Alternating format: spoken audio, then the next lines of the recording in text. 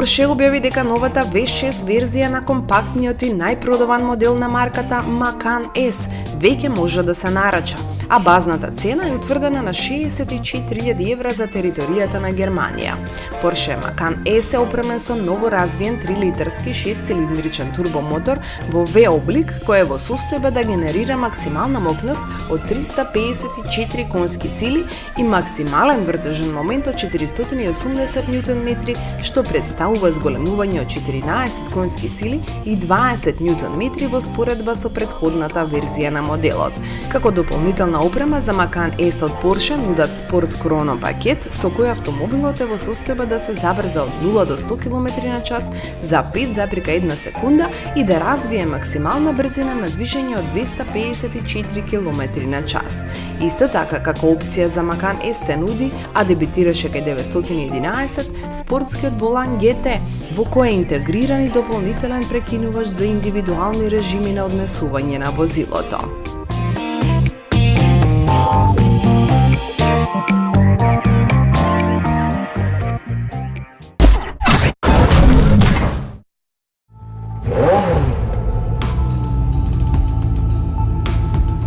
Британската компанија McLaren го покажа 720S Spider, новиот патнички автомобил базиран на McLaren 720S. Автомобилот ќе биде достапен во бои Belize Blue и Aztec Gold, а основната цена во Велика Британија ќе биде 237.000 фунти. Во основата на моделот е карбонски монокок Monocage 2S, која е еволуција на Monocage 2, при што е преработена рамката на ветробранското стакло и задниот дел, за да се склопи кровот. Како резултат на тоа, кабриолетот е само 49 кг потежок од нормалната верзија. Преклопниот јаглероден покрив е опремен со панорамско стакло во панелот. Подигање и спуштање на покривот трае само 11 секунди при брзина од 50 км/ч.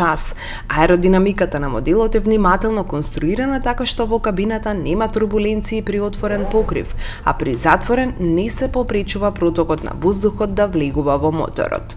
McLaren 720S Spider се напојува со 4-литарски V8 мотор со 2 турбополначи кои произведуваат 710 конски сили на 7500 вртежи во минута и работи заедно со менувач со двојна спојка со 7 брзини.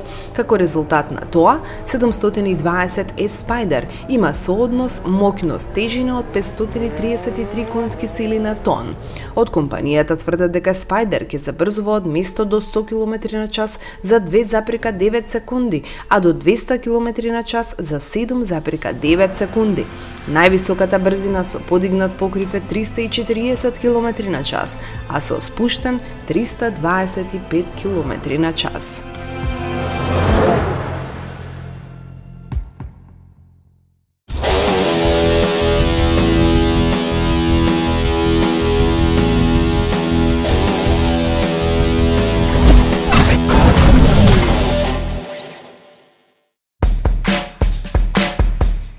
Оригиналниот Volkswagen Transporter е најпрепознатливото лесно комерцијално возило на сите времиња.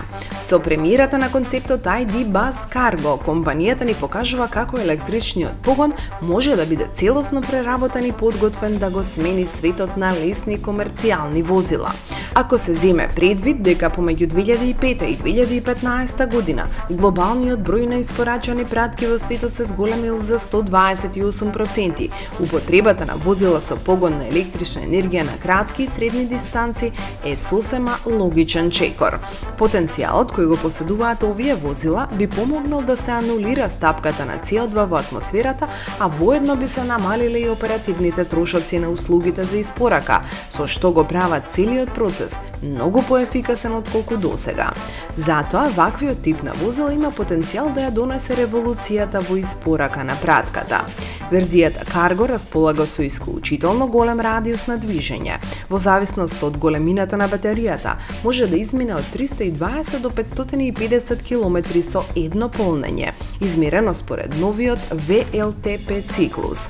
Доколку возилото на дневна и неделна основа ги покрива нормалните растојанија во град, Се препорачува литиум-ионска батерија со енергетски капацитет од 48 киловат-часови, а ако секојдневната рута е на подолга дистанца, тогаш во игра влегува батеријата со зголемен капацитет од 111 киловат-часови.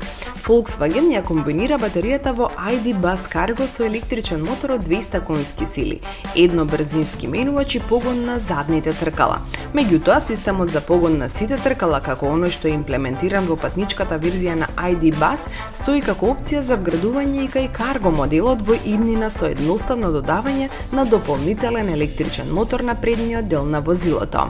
Протокот на високонапонската енергија помеѓу моторот и батеријата е контролиран од посебен електронски систем кој воедно се грижи возилото да не ја премине електронски ограничената брзина од 160 км/ч.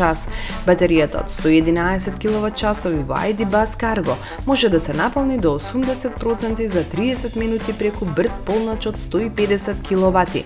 Воедно, батерискиот модул исто така е подготвен за индуктивно вајрлес полнење преку посебно изработен систем. Дизајнот на ID Buzz Cargo е дефиниран од интеракцијата на познатите ДНК елементи на оригиналниот и футуристички модел транспортер. Предниот дел со карактеристичната V-линија и типичното пријателско лице јасно го одразуваат стариот комби, но сепак во целосно нова интерпретација. Наместо кружните фарови од оригиналниот модел, Cargo поседува LED системи кои не само што го осветлуваат патот, туку интерактивно комуницираат со пешаците.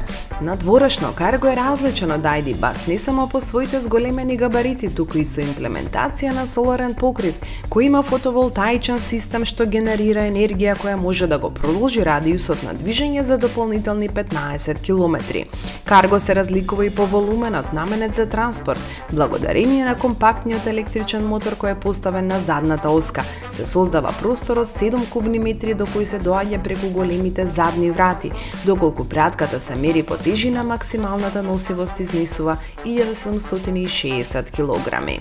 Најновиот член на ID семејството сочинува дел од новата генерација на целосно поврзани електрични возила. За време на автономното возење можно е да се прифатат распоредите и да се обработуваат нарачки од работното место на возачот. Благодарение на податоците од поврзаните системи на полици, исто така е можно да се изврши проверка на нарачките додека сте во движење. Системот вграден во Buzz Cargo се грижи за оптимално и флексибилно планирање на маршрутата, земајќи ги во предвид претходно закажаните термини со клиентите. Дополнителната помош на возачот доаѓа и од функцијата за проверка на сите предвидени пратки. Тие што недостасуваат се означени пред почетокот на патувањето, а сите издадени пратки автоматски се регистрираат во системот. Како и сите ID модели, Cargo се карактеризира со исклучително простран интериер. Внатрешноста е прилагодена за комерцијална употреба до најситни детали. Наместо две единични седишта, концептното возило е опремено со возачко седиште и клупа на совозачката страна. Средното седиште може да се преклопи надолу за да се отвори дел каде што возачот може да користи интегриран лаптоп. Во автоматски режим ID Pilot ова може да се направи дури и во движење. Возачот го активира автономниот режим со едноставно притискање на управувачот неколку секунди, што потоа се повликува во таблата со инструменти. Тогаш седиштето на возачот може да се сврти на 15 степени на десно, овозможувајќи да се управува со вградениот компјутер од идеална ергономска положба. Во режимот на мануелно возење, главните контроли се наоѓаат на управувачот, а информациите се проектирани во 3D преку head-up дисплеј.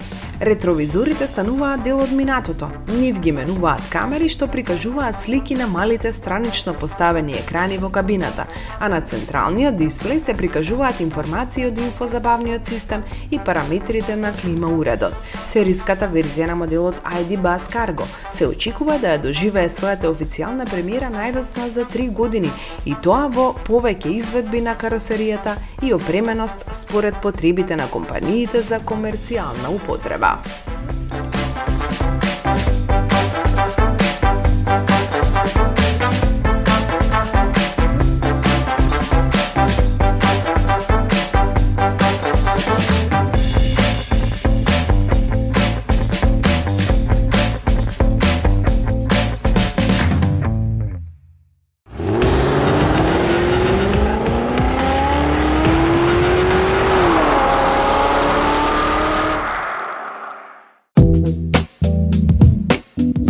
Компанијата Euroimpex, како прва приватна автомобилска компанија во Македонија, брои веќе 28 години постоење како генерален увозник за брендот Peugeot во Македонија, а од неодамна и во Србија, Црна Гора, Косово и Албанија. Во овој период компанијата бележи и продажен успех од 20.000 продадени возила. За почетоците и развојот на брендот зборувавме со Томислав Нафидов, регионален директор за продажба во Euroimpex. И покрај тоа што 28 години не се малку, и звучат можеби застрашувачки многу, да една компанија толку години успешно стопанисува и обстојува на македонскиот пазар, можам да кажам дека времето поминато во истата мене им поминува неосетно. Инаку, јас сум во оваа компанија веќе 23 години, од кои не цели 15 години ја носам функцијата директор на продажба. При тоа, успешно поминувајќи на секој сегмент од процесот наречен продажба на возила. И сето тоа благодарение на моите два несебични ментора, Кирил и Даниел Буиновски. Па така можам да посведочам за почетоците на работењето, како и овој пазар функционираше некогаш.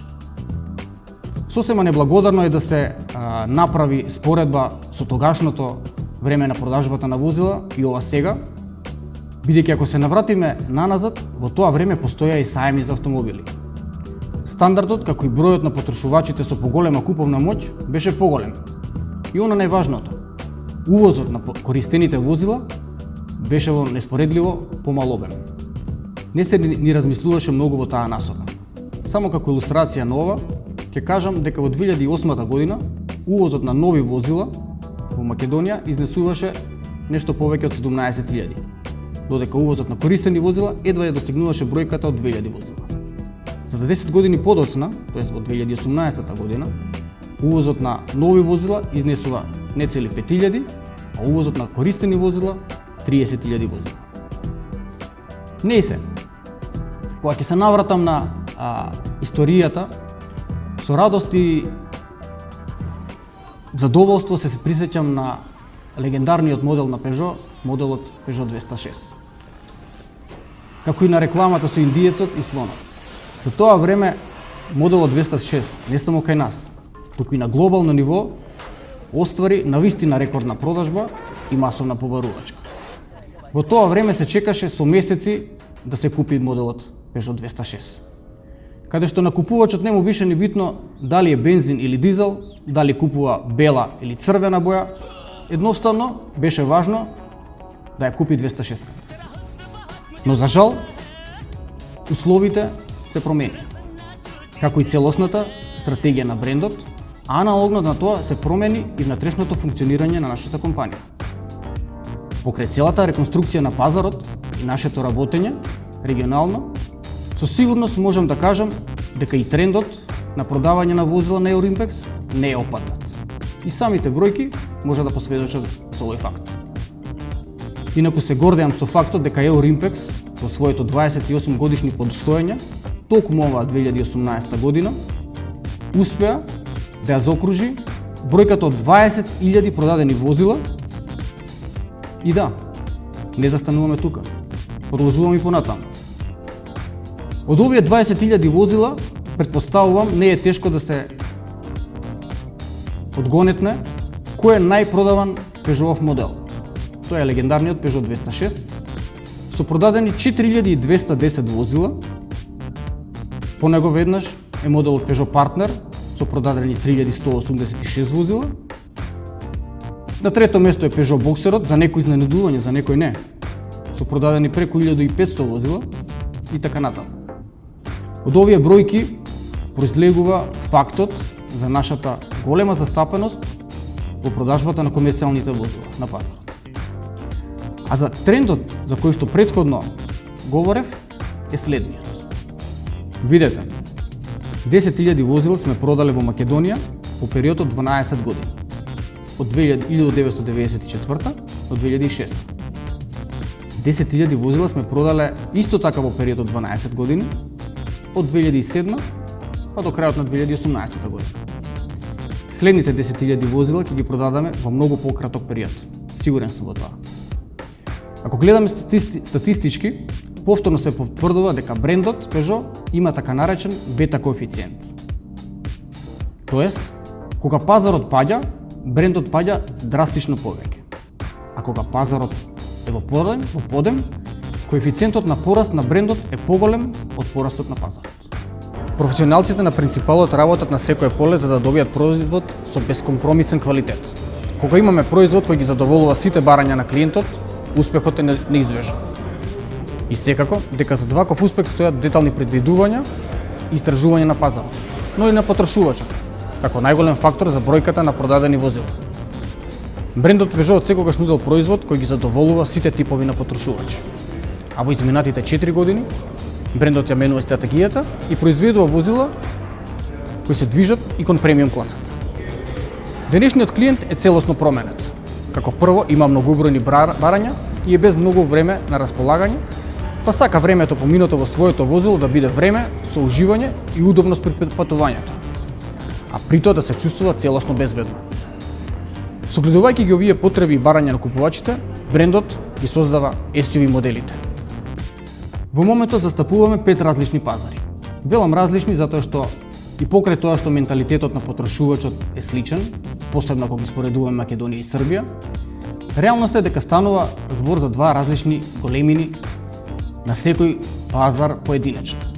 Различни потреби, различни барања на купувачите, различни услови на кредитирање, за различни можности кои ги нуди секој пазар.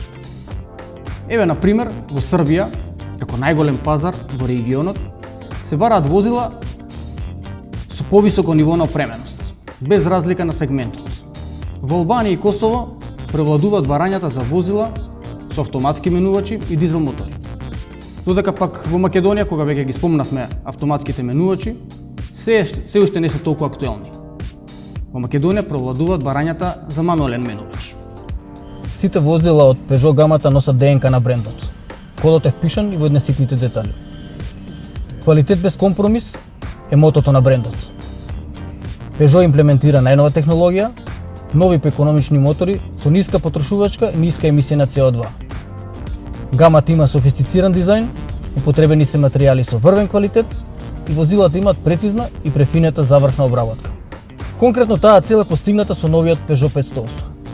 Да појаснам дека новиот 508 не е наследник на претходниот модел. Тој е сосема ново возило и представува една нова визија и влез во целосно нова ера. Ера на спортска елеганција, на технологија, на автономност, ера на моќ. Со еден збор, наша цел е новиот Peugeot 508 да биде клучен играч во сегментот. Можам да кажам дека продажбата на Peugeot има тенденција на пораст и во Европа, и во регионот во кој го застапуваме брендот. И сме посебно горди на тој факт. Позитивен тренд не очекува и следната година. Се надевам со засилен интензитет. Ќе имаме многу предизвици за совладување, а истите ќе ги совладаваме заедно и тимски. Ве уверувам во тоа.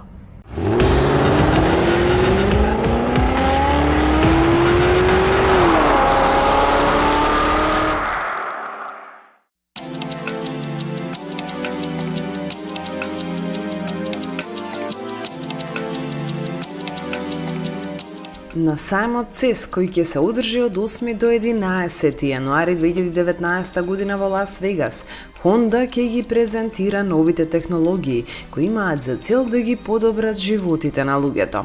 Honda ќе покаже различни мобилности, роботика, управување со енергијата и сродни концепти кои имаат потенцијал да создадат почист, побезбеден и поудобен свет.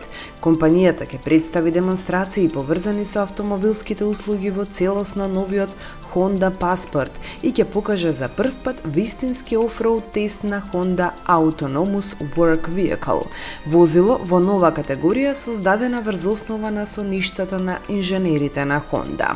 На сајмот CES, Honda ги нагласува технолошките можности на компанијата во широк спектар на области и нуди визија за соработка со бизнис и технолошки партнери за создавање на нови производи.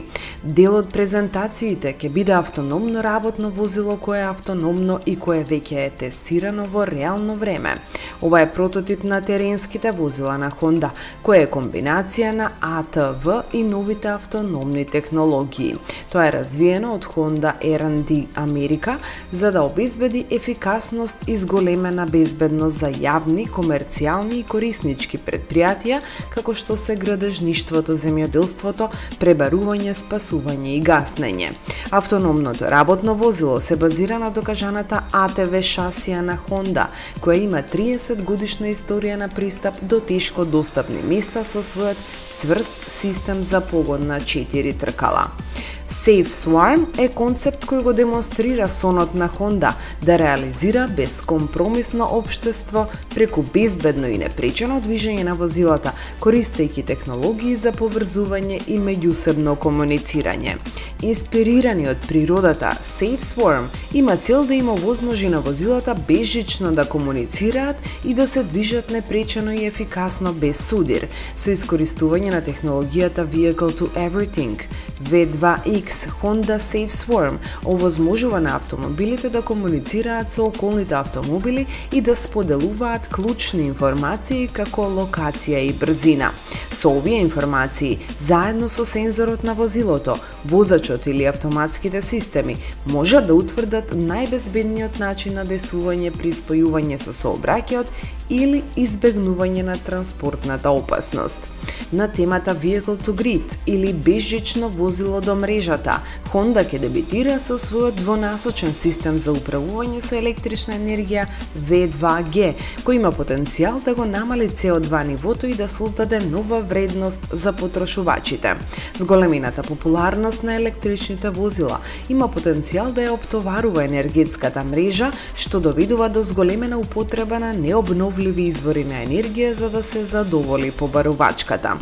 Ова ќе доведе до поголеми емисии на јаглерод. Автомобилските батерии исто така може да се користат како магацин за да се помогне на балансот на побарувачката и снабдувањето.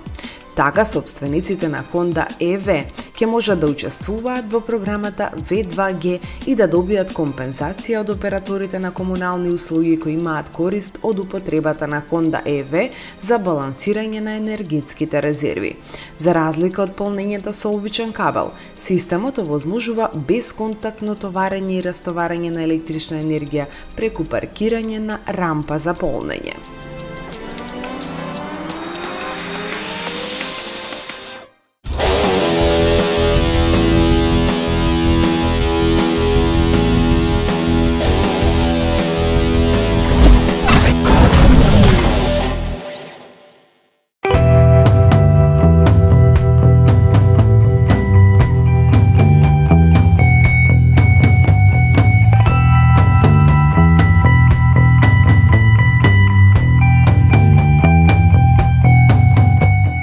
Синиот овал продаде речиси 7 милиони компактни автомобили во Европа и над 16 милиони во светот од воведувањето на револуционерната прва генерација на Focus во 1998 година, што значи дека овој автомобил точно 2 децении ги освојува срцата на фановите.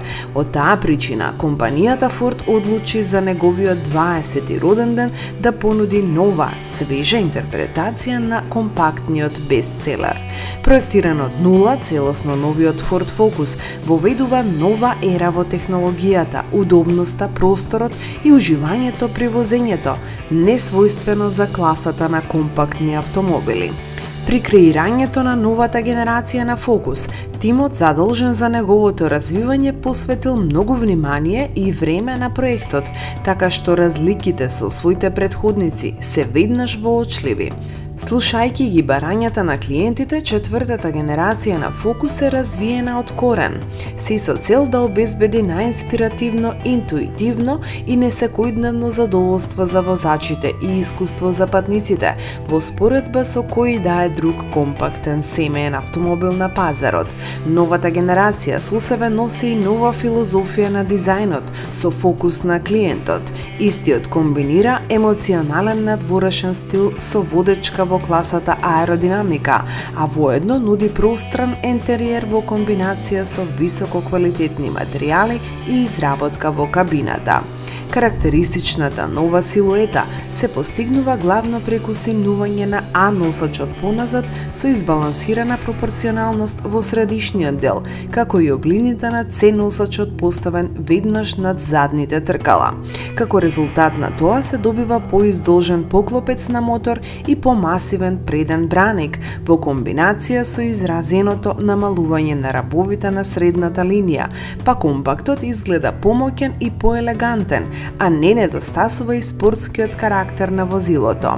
Зголемувањето на меѓуоскиното растојание за 53 мм овозможува тркалата да бидат врежани во страничниот профил на автомобилот, со што се намалува чувството за должина и визуелна маса. Поиздолжениот браник позади и поставеноста на каросеријата поназад создаваат впечаток за зголемена компактност. Задните светла веќе се составени од два дела, овозможувајќи функционално отворање на капакот на багажникот, а LED технологијата обезбедува карактеристичен светлосен подпис дење и ноќе. Надписот Фокус е поставен гордо со одделни букви меѓу задните светла, нагласувајќи првокласна изработка на задниот дел на возилото. Филозофијата на дизајнот од екстериерот се пренесува и во интериерот, кој нуди пријатна средина со силно чувство за квалитет, постигнат со поедноставени, чисти линии со експресивен приод, каде што висококвалитетните материјали се одлично интегрирани во површините. Предните врати преминуваат непречено зад инструмент таблата за визуелно простран ефект со чувство за одлична софистицираност. Горниот дел на инструмент таблата и внатрешниот дел на вратите се изработени од меки на допир материјали. Патниците на предните седишта може да уживаат во повеќе простор за рамената, но не на штета на патниците на задните седишта, за кои исто така е обезбедено повеќе простор поради поголемата база и рамниот под. Чувството на просторност е дополнително зголемено благодарение на дизајнот на задните врати, вклучувајќи ги тука и стаклата кои се протегаат кон задните носачи. Освен габаритите на кабинскиот простор, инженерите се грижале и за делот за транспорт на багаж, кој треба да одговори на потребите на едно модерно 4-члено семејство. Затоа товарниот дел во Фокус овозможува волумен од 375 литри, што е во сооднос со конкуренцијата од класата.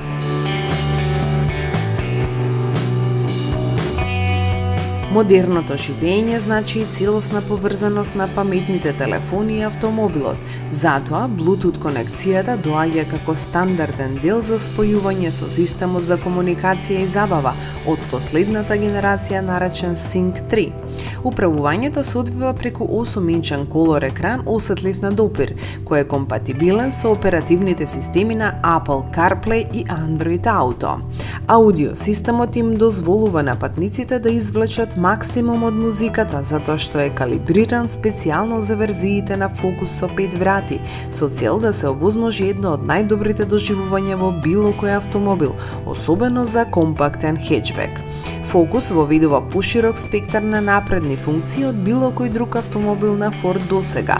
Ново развиените технологии кои компанијата ги има вградено по тестираниот примерок ја подобруваат заштитата, управувањето и паркирањето, воедно системите се дизајнирани да го направат возењето поудобно, полесно и побезбедно. Функциите адаптивна контрола на крстарење, системот за препознавање на сообраќајните знаци и системот за одржување на автомобилот во лентата му помагаат на возачот да го задржи растојанието од возилата напред, а помагаат за намалување на стресот за време на долгите патувања. Во новиот Фокус се вградуваат бензински и дизел агрегати од обновената понуда на Ford, кои обезбедуваат оптимизирана моќност и одговараат на најновите строги барања на стандардот за емисија Евро 6, пресметани преку WLTP регулативата. Еден од најдобрите агрегати на денешницата, кој во неколку наврати е избран за мотор на годината, работеше и под предниот поклопец на возениот модел. Станува збор за 1 литарскиот 3-цилиндричен турбо EcoBoost мотор на Ford, кој доаѓа во издание што располага со капацитет од 125 конски сили. иако скептиците веднаш ќе успорат моторната конфигурација со троцилиндерски мотор, слободно може да им порачаме воопшто да не се грижат и пред да ги донесат избрзаните заклучоци да го испробаат моделот со горе наведената моторизација, што може да го направат доколку го посетат салонот на Mida Гранд Моторс во Скопје. Агрегатот работи без вибрации и сосема смирено. Одзивот на педалот за забрзување е инстант, брз и делува прилично убедливо во секојдневната употреба, пропратен со спортски резок звук, кој стимулира притисок на педалот за газ.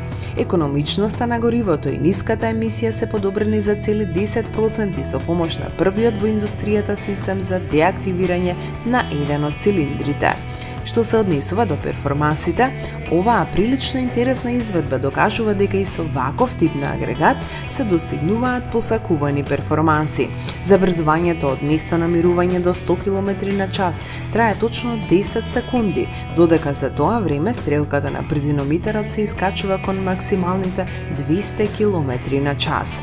Во константна спрега со моторната единица работи и мануелната менувачка кутија со 6 брзини, која се одликува со прецизност и одлично пресметани степени на пренос. Податоците кои ни доаѓаат од производителот велат дека за секој 100 изминати километри ќе ни бидат потребни 5 литри гориво, што во нашиот случај изнесуваше за литар и половина повеќе од декларираното.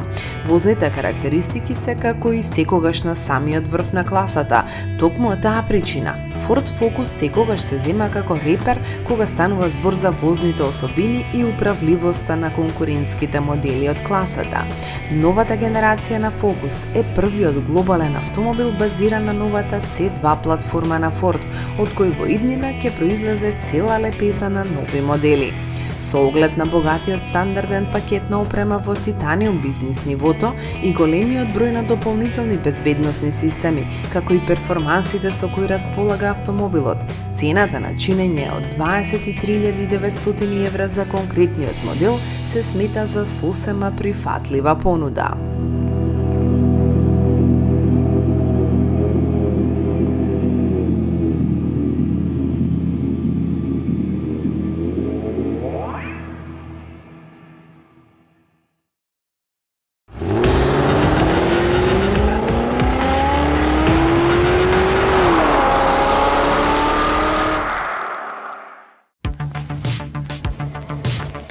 Автомобилскиот гигант Рено објави серија видеоматеријали со која не враќа назад во времето и не потсетува на некои од најуспешните спортски и тркачки автомобили кои некогаш се појавувале на трките.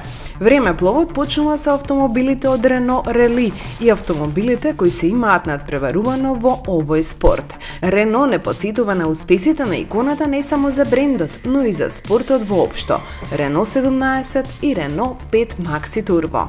Рено 17 е актуелен во периодот од 1971 до 1979 година. Својата моќ ја црпи од А-тип мотор, 1565 кубни сантиметри и вкупно 107 конски сили. Рено 17 Гордини, славата во ВРЦ ја има во 1974 година, каде победува на Press on Regardless Rally, возен од Жан-Лук Териер. Истиот возач ја продолжува доминацијата во ВРЦ на 1981 и 82 со Рено 5 Maxi Turbo. Овој мал автомобил во сериското производство користи 1.4 мотор со вкупно 158 конски сили, нешто што и сега е премногу за ваков мал автомобил. Потоа во Legacy видеата по Track Cars се презентирани Рено 21 4x4, Рено Лагуна од англискиот шампионат за туристички автомобили VTC и Clio Cup. Рено 21 4x4 е значаен во оваа колекција бидејќи 1988 година доминирал во францускиот Super Touring Championship. Во календарот за оваа година, автомобилот има освоено 6 од 10 трки. Потоа на листата се најде Рено Лагуна VTCC. Ова е автомобил кој почнал да се надпреварува во 1993 година во англискиот шампионат за туристички автомобили, но комплетната слава ја имал во 1997 година кога победил во повеќе од половина трки на шампионатот. Во 1999 година го завршува тркањето со со вкупно 4 освоени титули и 38 победени трки. Во овој дел од тркачкото наследство е и Clio Cup, автомобил кој можеби е најзастапен во мотоспортовите низ светот. Почнувајќи од 1966 година, па се до сега се вози легендарниот Renault Clio Cup. Последната тркачка верзија од 2013 година со 1,6 литерски агрегат и вкупно 220 конски сили. Следната поделба се автомобилите со рекорди. Прв на листата се најде Renault 40 CV, кој има поставено неколку нови рекорди. Секој производител низ времето се обидел да го сруши светскиот рекорд на брзина. Renault со нивниот 40 CV успел во тоа во 1926 година. Моделот имал 9 литрен мотор, а е горд со рекордот од просечна брзина од 173 км на час во рок од 24 часа возење. Во истото возење, автомобилот ги руши сите рекорди помеѓу 500 и 4000 км. Неколку години подоцна се раѓа Nerva Sport, модел кој го повторува успехот на 40 CV. Овој автомобил е создаден за да помине вкупно 6300 км со просечна брзина од 132 км на час, но успева да помине масивни 8037 км со 167 км на час. Последен во оваа поделба е Megane R26R. Оваа легенда го има поставено најбрзиот круг на Нирбургринг во 2008 година. Со време од 8 часа 17 минути и 54 секунди, Megane го имаше најбрзиот круг меѓу конкурентите со преден погон. Има и Формула 1 поделба, каде се нагласува представувањето на брендот во господарот на автомобилските спортови. Овде времепловот започнува со Renault RS01 и 1977 година, кога дебитира во Формула 1 со технологија која го револуционизира спортот. Дебито е на патеката во Британија, каде го добива надимакот жолтиот чајник, бидејќи автомобилот испуштил облакот бел чад кога турбото на моторот откажало. Следен за паметен автомобил од Формула 1 сериите FV14. Овој автомобил е првенец на Адриан Њуи, а во 1992 година ја доживува својата слава кога Најджел Менсел успева да освои пол позиција и да заврши на првата позиција во првите 5 трки на шампионатот. Најголемиот успех на Рено во овој спорт е секако моделот R25.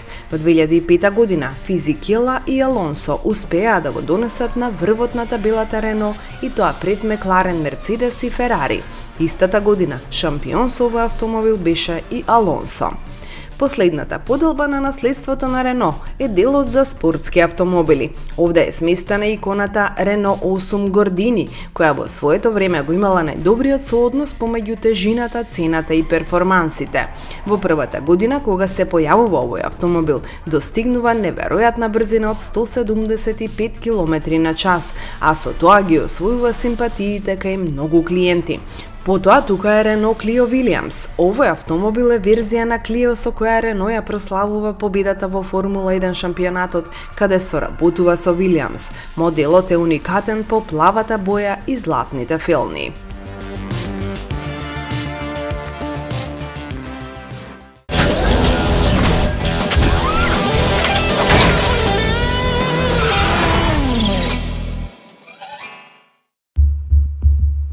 Во 2003 година Volkswagen стана првиот производител во светот кој го направи автоматскиот менувач со двојна спојка DSG за сериски автомобили. Токму овој пренос отвори нова ера во историјата на автомобилите. Првиот светски масовен роботизиран менувач DSG, Direct Shift Gearbox, со две спојки е развиен со заеднички напори на Volkswagen и Borg Warner, а првиот сериски автомобил на кој се става тој е популарниот Golf R32 со 3,2 литарски мотор V6 кој развива 341 конска сила и 320 Нм вртажен момент.